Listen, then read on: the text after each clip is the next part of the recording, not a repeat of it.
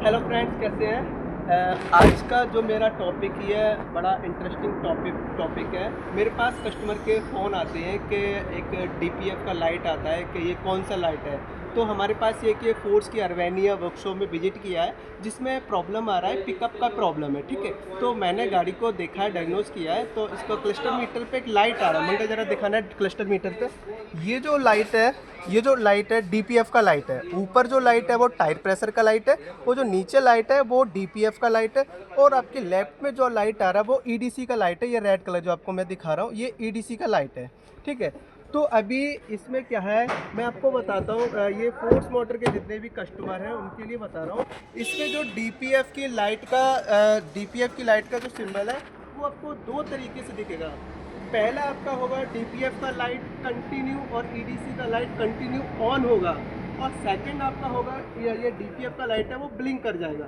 तो आपको क्या करना है, जब आपका डीपीएफ का लाइट कंटिन्यू ऑन है और ईडीसी का लाइट है, तो आपको क्या करना है, ड्राइवरों को आपको डरना नहीं है। आपको क्या करना है, कंटिन्यू उस कंडीशन में आपको 20 से 25 किलोमीटर गाड़ी को चलाना है।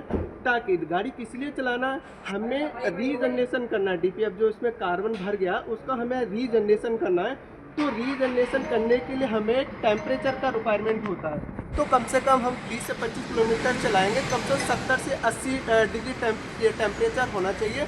ठीक है, उसके बाद ही इसका रीजनरेशन होगा। ठीक है, उसके बाद जब आपकी ये 20 से 25 किलोमीटर चला लेंगे, उसके बाद आपको क्या करना है, ये जो गाड़ी है आपको एक पार्किंग में कहीं साइड में आपको लगाना है, जहाँ पे पेट्रोल पंप या कोई बस्ती एरिया घास फूस वो जगह नहीं होना चाहिए। इसका रीज़न क्या है, क्योंकि जब हम रीजनरेशन करते हैं तो उस टाइम का जो टेम्परेचर है, इंजन का टेम्परेचर है, वो कम से कम 500 से 600 डिग्री सेल्सियस पहुंच जाता है। तो कि वो कि बहुत ज़्यादा है।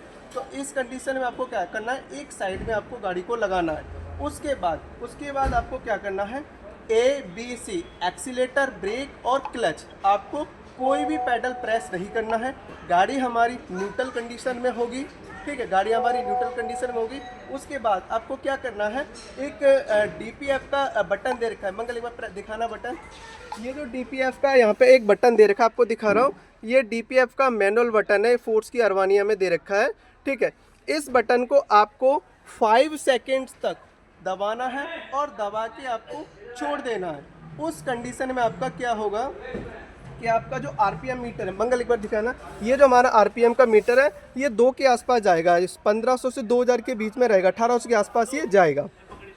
तो उस कंडीशन में आपका जो आरपीएम जब 1800 तक जाएगा तो इंजन ओवर रेस हो जाएगा। जब ओवर रेस होगा तो उस कंडीशन में क्या है, हमारा जितना भी कार्बन है, जो डीपीएफ फिल्टर है, ठीक है, डीपीएफ फिल्टर का जितना भी कार्बन है वो सारा कार्बन ये रिमूव हो जाएगा और ये खत्म हो जाएगा। ठीक है, लेकिन मैं आपको एक बार दिखाऊंगा भी। यहाँ पे आपको राइट साइड में, दरवाजे के राइट साइड में एक ये चिट भी लगा हुआ है, DPF lamp on, EDC lamp on. ये लाइट, ये जो कंडीशन वो आपको मैंने बताया है।